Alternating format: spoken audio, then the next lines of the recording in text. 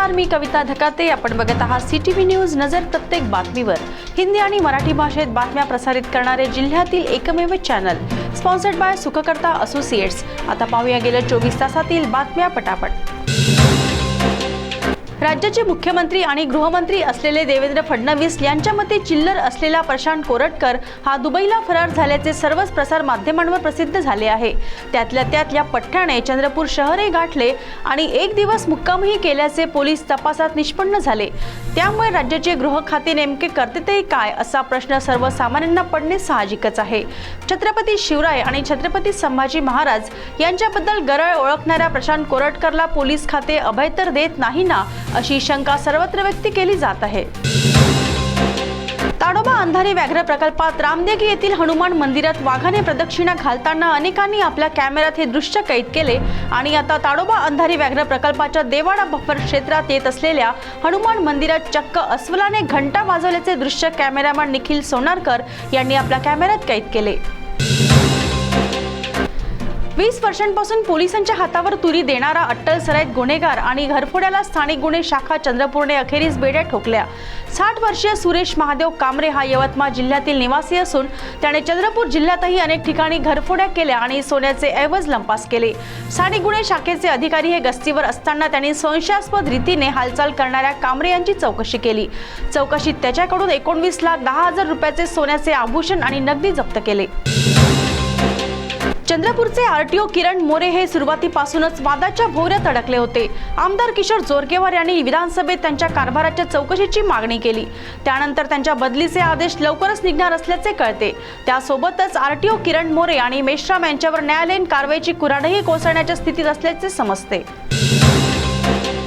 माणसाची लैंगिक विकृती कसा कळस गाठते याचे उदाहरण घुग्गुसमध्ये आढळून आले.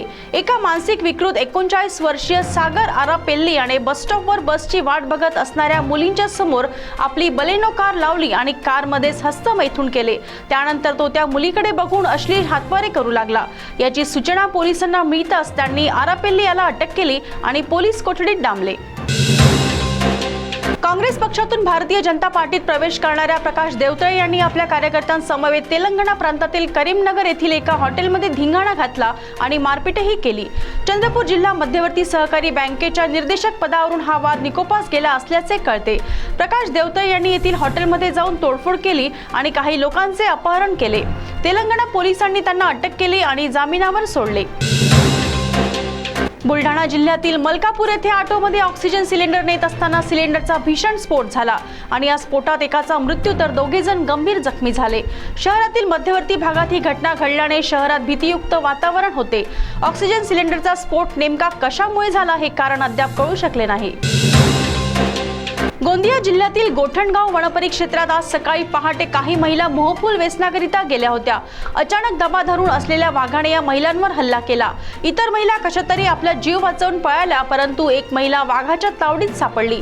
अनुसया धनु कोल्हे, वय वर्ष 45 असे मृत महिलेचे नाव आहे. या महिलेला ठार केल्यानंतर काही तास वाघ या मृत शरीरात जवळच बसून होता. तो गेल्यानंतर वन अधिकाऱ्यांनी धाव घेत शव ताब्यात घेतले. गोंडवाना विद्यापीठातर्फे नुकतीच अश्वमेघ स्पर्धा संपन्न झाली. या स्पर्धेचे वैशिष्ट्य म्हणजे चक्क विद्यापीठात 2 उच्च विद्या विभूषित प्राध्यापकांची फ्रीस्टाईल झाल्याचे फोटो CTVच्या हातात लागले आहे. विद्यादानासारखे पवित्र कार्य करणाऱ्या विद्यापीठात नेमके कोणत्या प्रकरणावरून हे 2 प्राध्यापक आपापसात भिडले याचे सविस्तर वृत्त लवकरच प्रकाशित करू. नागपूर शहरात सोमवारी उसळलेल्या दंगलीनंतर 11 पोलीस ठाण्यांच्या हद्दीत संचारबंदी लागू करण्यात आली होती. ही संचारबंदी आज रविवारी दुपारी 3 वाजता संपुष्टात आली. सोमवारी झालेल्या दंगलीनंतर काही दिवस पोलिसांनी शांतता व सुव्यवस्था प्रस्थापित केली आणि त्याचाच परिणाम म्हणून आज ही संचारबंदी उठवण्यात आली.